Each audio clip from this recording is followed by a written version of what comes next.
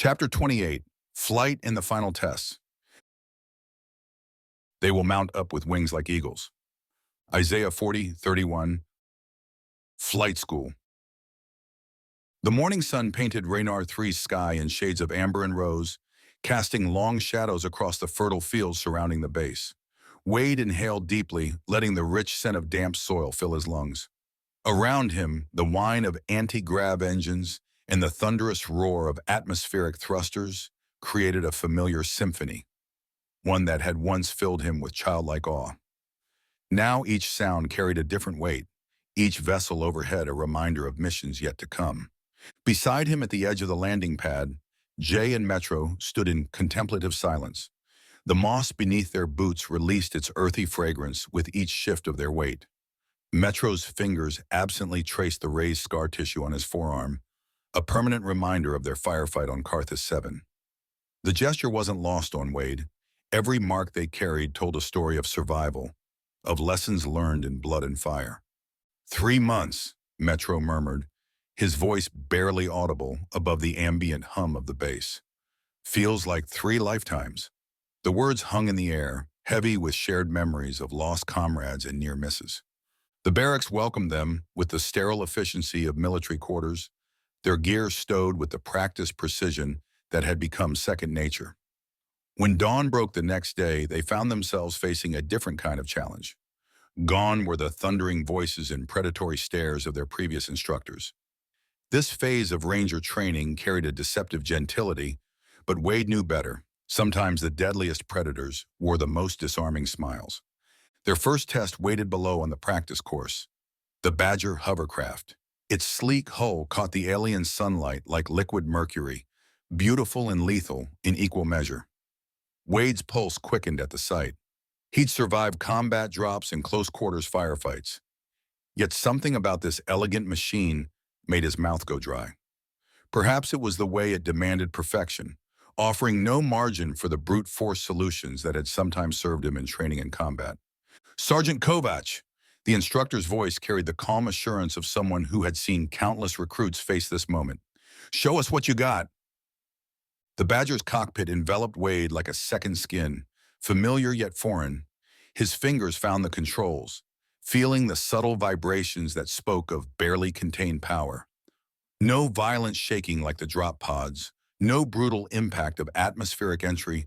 This was a dance of precision, of finesse. The craft lifted with a whisper, responding to his touch like a living creature. Wade felt sweat bead on his forehead as he guided it forward, the rocky course stretching before him like an obstacle course designed by a sadistic enemy. A massive boulder formation loomed ahead, its jagged surface a challenge he would have once approached with hesitation. But the core had changed him. Where he once saw obstacles, he now saw opportunities. The Badger responded to his subtle adjustments, banking against the natural curve of the rocks. He wasn't fighting the terrain anymore. He was partnering with it, using the formation's own geometry to maintain his momentum while bleeding off excess speed. Better! The instructor's voice crackled through his helmet, carrying a note of approval that meant more than any shouted praise. But remember, Kovac, she's not a weapon to be wielded. She's a partner in the dance. Let her lead sometimes. From their position in the observation stand, Jay and Metro watched with the knowing eyes of men who had shared suffering and success. Metro's fingers tapped an unconscious rhythm against his leg. His body tensed as if he could feel every adjustment Wade made. They'd seen this side of him before, in moments when split-second decisions meant the difference between life and death. It wasn't just skill they were watching. It was the quiet confidence of a born leader. The F-290 Stellar Scout. The days blurred together as they mastered the Badger, each session building on the last until the craft felt like an extension of their will. Then came the transition to the F-290 Stellar Scout simulators. The cockpit welcomed Wade and Jay like an old friend, its neural interface headset settling against their temples with intimate familiarity. This wasn't just about flying anymore. It was about fusion, about 2 minds working as one. Pilots, the instructor's voice carried through the PA system, you've proven you can handle the basics. Now we'll see if you can dance in the devil's ballroom. This neutron star field simulation has humbled better crews than yours. Remember, out there, pride kills faster than any enemy. The simulation erupted around them in a symphony of light and shadow. Gravimetric warnings screamed across Wade's console like banshees. But beneath the chaos, he felt something clicking into place. This wasn't about raw calculations anymore.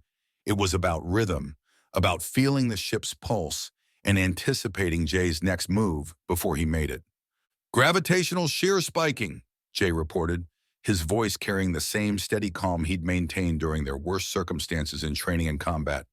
His hands moved across the controls with surgical precision, threading their way between competing gravity wells that could tear their ship apart in seconds. Need new vectors, Wade? Wade's mind raced through possibilities, combat instincts merging with mathematical precision. Perfect solutions could get you killed. He'd learned that lesson watching better men die while chasing optimal outcomes. Feeding you new vectors, now. The Stellar Scout responded like a creature born to dance among the stars, riding gravitational currents with ethereal grace. Warning indicators cascaded from danger to safety, but neither man celebrated. They weren't just surviving anymore. They were transcending. Hours bled into days, days into weeks, each session building not just skill, but understanding. Every simulation reinforced what combat had already taught them.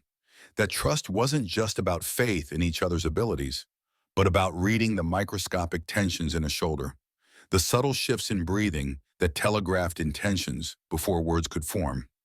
Late one night, reviewing flight logs in his quarters, Wade found himself smiling at a realization. The eager recruit who had first arrived on Renard 3 would have seen these challenges as hurdles to overcome, tests to pass. Now he understood they weren't obstacles at all, but gifts. Each simulation, each flight, was another chance to refine the skills that would keep his team alive when theory gave way to brutal reality.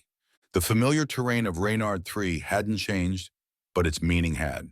Every field, every training course, every moment in the cockpit wasn't just about personal achievement anymore. It was about preparation for the moment when skill and trust would mean the difference between bringing everyone home or adding more names to the memorial wall. The moment of truth arrived when they finally got to tour an actual F-290 Stellar Scout. Lieutenant Commander Goering, a veteran Navy flight instructor with weather-worn features and sharp eyes, met them at the landing pad where the sleek spacecraft waited. "Gentlemen," he said, running a hand along the Scout's polished hull, "this beauty is going to become your second home. She's built for deep space exploration and reconnaissance, the kind where you might not see another human face for months." Wade watched Jay's eyes light up as they approached the vessel. The morning sun caught the Scout's aerodynamic curves, highlighting its military precision while hinting at something more elegant. Goring led them to a recessed panel in the hull. With a practiced gesture, he pressed his palm against the access pad, and a section of the hull smoothly retracted, revealing a compact lift system. "Primary access point," he explained as they stepped inside, "gets you directly to the main deck. There's emergency access hatches too, but this is your day-to-day entry." The lift hummed softly as it carried them upward, depositing them just aft of the central command station. "CCS is your nerve center," Goring said, stepping into the cockpit. "Two-person crew configuration, pilot and nav comms. Everything within arm's reach, no wasted motion. Twin VTOL engines," he continued, gesturing to the holographic displays. "She'll lift off and land smooth as silk on just about any terrain you can imagine. Those retractable landing struts aren't just for show. They'll adapt to everything from crystalline ice fields to volcanic rock." Moving aft, he opened a sealed compartment. "And here's something you'll want to get familiar with. Stasis pods, latest generation cryosleep systems for those extra long hauls where even rangers need to conserve resources. 4 pods, medical-grade monitoring systems. They'll keep you fresh for the deep space legs of your mission." "Armament seems light," Wade observed, noting the modest weapons systems on a nearby display. Goring nodded. "She's not built for slugging it out with hostiles. But don't let that fool you. She's got enough teeth to get you out of a pinch. Remember, your job is to observe and report, not pick fights." "What about communications range?" Jay asked, his technical curiosity evident. Goring smiled. Thought you'd ask. State-of-the-art microwave antenna array and military-grade encryption suite. You could probably call home from the edge of known space, assuming command lets you. They explored the galley and common area, where clever storage solutions and transforming furniture showed the scouts' dual nature as both military vessel and exploration craft. Every cubic centimeter serves a purpose, Goering explained. Take the crew quarters. 6 individual berths, but they don't feel cramped. The designers knew Rangers spend months out there, had to make it livable. A narrow stairwell led them to the lower deck, where the lab and specimen storage spaces waited. This is where the real science happens, Goring said, gesturing to the advanced analysis equipment. You're not just Marines out there, you're explorers. At last, they reached the rear cargo bay. Goring touched another control panel, and the massive rear ramp began to lower, hydraulics humming smoothly. Sunlight streamed in, illuminating a rugged badger secured in its berth. And here's your ground transport, he said, patting the vehicle, because sometimes the only way to explore is to get your boots dirty. Standing at the base of the ramp, looking back at the scout, Wade felt a new appreciation for the vessel.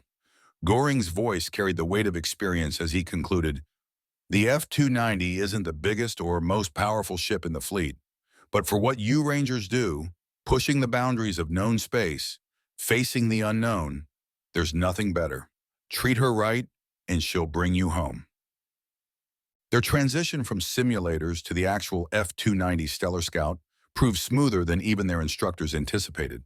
The countless hours spent in virtual training had built muscle memory that translated seamlessly to the real craft. Where most trainees required 6 weeks to achieve basic proficiency, Wade and Jay demonstrated advanced maneuvering capabilities in just 3. Their natural synchronization in the cockpit drew attention from the senior instructors, who began using their flight recordings as teaching materials for other crews. The duo's ability to anticipate each other's actions and maintain perfect coordination during complex maneuvers spoke to something beyond mere technical skill. It was the kind of intuitive trust that couldn't be taught, only earned through shared experiences both in combat and training. The familiar had indeed become new again, transformed not by time or circumstance, but by the weight of purpose that now infused every action, every decision, every breath. Romance and revelations. The barracks' overhead lights had dimmed to their night cycle setting, casting long shadows across the titanium alloy floor panels. Wade's boots barely made a sound as he returned from his evening maintenance shift, mind still churning over the day's training flights. He stopped short at the familiar cadence of a voice, soft, melodic, Japanese accent, distinctly out of place in the utilitarian surroundings.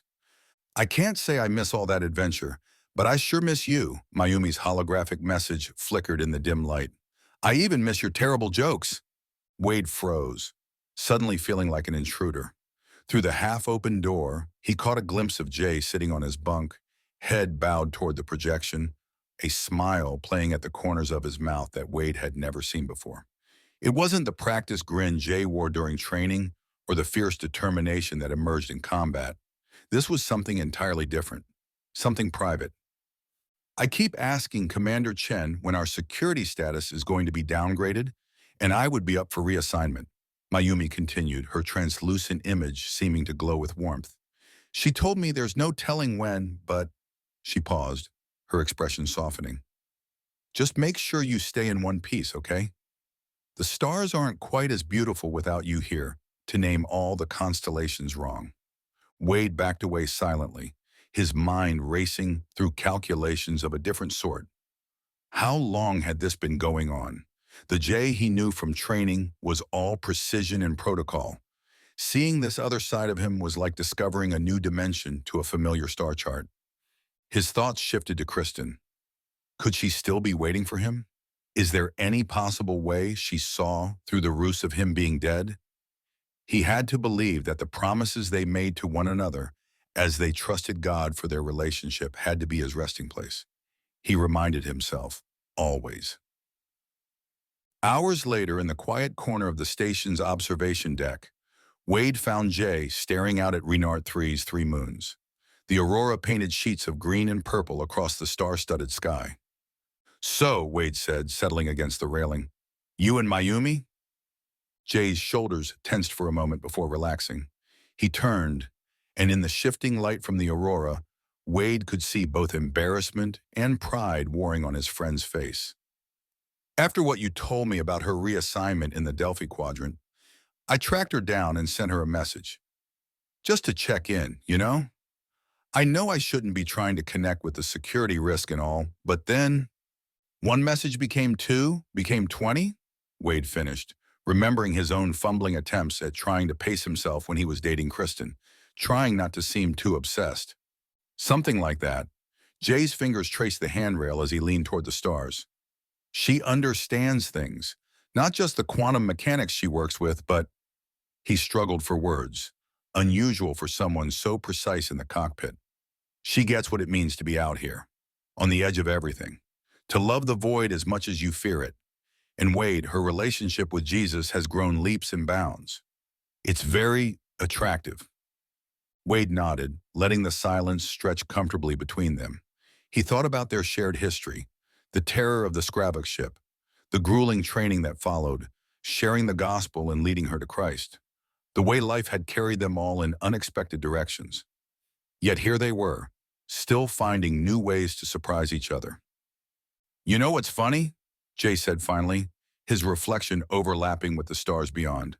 All our training, all the simulation hours, everything we've survived in combat, and sending that first message to her was still the scariest thing I've done since enlisting. Wade clapped his friend's shoulder, feeling the familiar weight of their shared experiences and this new dimension of their friendship. Well, for what it's worth, now I know why your landing approaches have been a little off lately. Maybe you're a little Twitter-pated? Jay's laugh echoed into the darkness, genuine and unguarded. Don't you worry, bro. Even Twitter-pated, I'm a better pilot than you. Playfully punching Wade in the chest. Jay's expression turned serious. Have you tried to contact Kristen at all? Since, you know, Wade's shoulders slumped. You know I can't, Jay. Not with everything that's happened. The security protocols are there for a reason. But surely there's some way, Jay started. No, Wade cut him off firmly, though his voice carried a weight of sadness. I won't put her at risk, not even a chance of it. The conspiracy we uncovered, it runs deep. Until everything's fully exposed and dealt with, contacting her would be selfish. Jay studied his friend's face. You really love her, don't you? Yeah, Wade admitted quietly, flexing his prosthetic hand. That's why I have to protect her, even if it means staying away. But I haven't lost hope. I'm trusting God's timing on this one. Well, Jay said, bumping Wade's shoulder with his own, then I'll keep praying. This isn't the end of the story. As they stood there watching Renard 3's moon slowly set beneath the horizon, Wade realized that some of the most important discoveries in space weren't made on distant planets among the stars. They happened in these quiet moments when the Holy Spirit reminded you that even in the vastness of space, the human heart could still chart unexpected courses. Exploration training. The holographic alien landscape shimmered around them, so detailed that Wade could smell what seemed like rotting vegetation. The simulation had rendered a jungle world with triple gravity and a toxic atmosphere, exactly the kind of environment rangers were expected to handle. Sweat trickled down his spine inside the environment suit, each movement requiring conscious effort against the crushing gravitational pull. Contact 2 o'clock, Jay's voice crackled through the comm, steady despite the strain. Biological signature. Nothing in the database matches. Wade's heads-up display highlighted the movement. Something serpentine sliding through the phosphorescent underbrush. Their squad had already lost 2 holographic members to similar unknowns. The simulation was brutally effective at teaching survival priorities. Analyze, adapt, or die. Hold position, Wade commanded, forcing his breathing to steady as he activated his suit's biological analysis suite. The crushing gravity made even the smallest movements exhaust precious oxygen reserves. Running spectral analysis. The creature emerged into the clearing, a writhing mass of tentacles and what appeared to be photoreceptors. Wade's scanner beeped a warning. Highly acidic secretions detected. He remembered their xenobiology instructor's words. Out there, everything wants to kill you. Your job is to figure out how before it succeeds. Pattern analysis suggests predatory behavior. Metro reported from his position, the words coming in short bursts as he fought against the gravity. Similar to the Skravek sliders we studied from the Cygnus sector. Jay had already adjusted his position, using the terrain to create a crossfire zone. 3 months ago, he would have just opened fire. Now he waited, gathering data. Rangers weren't just Marines, they were explorers, scientists, and when necessary, executioners of hostile life forms. Acid-based neurotoxin from the twin venom glands nestled beneath its iridescent carapace. It projects with laser-like precision, Wade announced on the comms, watching the creature's movements through his scope. Similar to the Skravek's secondary defense tactics. Metro, remember the countermeasures we developed during our last dance at the zoo? Already on it, Metro's suit dispensed a stream of base chemicals, creating a protective barrier around their position. The training scenarios weren't random. They built upon real experiences, forcing the Rangers to apply past lessons to new threats. The creature lunged faster than its mass suggested possible. Wade's squad responded with surgical precision, their movements economic in the crushing gravity. Their coordinated response wasn't just about survival. It was about data collection, threat assessment, and preservation of valuable xenobiological samples. Clear, Jay called out as the holographic creature dissipated. But we've got atmospheric degradation incoming. Looks like this planet's sun is about to go nova. Wade checked his suit's readings. They had 17 minutes of oxygen remaining, a damaged sample collection unit, and 5 kilometers of hostile terrain between them and their extraction point. In other words, a typical day in Ranger training. Status check, he ordered, already calculating their optimal route. Suit integrity at 60%, Metro reported, but I saved the biological samples.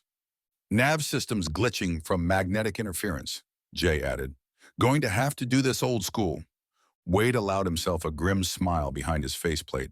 3 months ago, this scenario would have seemed impossible. Now it was just another challenge to overcome. Metro, take center with the samples. Jay, take point and plot us a course using stellar positioning. I'll watch our 6. As they moved through the hostile landscape, Wade reflected on how far they'd come. Flight school had taught them to master their vessels, but exploration training was teaching them to master themselves. Every challenge forced them to combine their skills in new ways.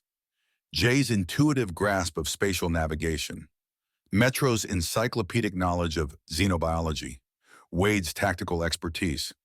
The extraction ship appeared as a distant speck in the purple sky, a testament to their successful navigation. As the simulation faded around them, Wade caught Jay's eye. They didn't need words to express their shared understanding. This wasn't just training anymore. This was preparation for a future where humanity would need every skill they were learning, and probably a few they hadn't imagined yet. The instructors had a saying, "In space you improvise, adapt, and overcome, or you die." Rangers are masters of the first 3.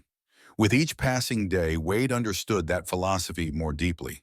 They were trained to the hilt and ready to graduate. They had passed the most extreme military gauntlet the Confederation had to offer. They were qualified deep space rangers.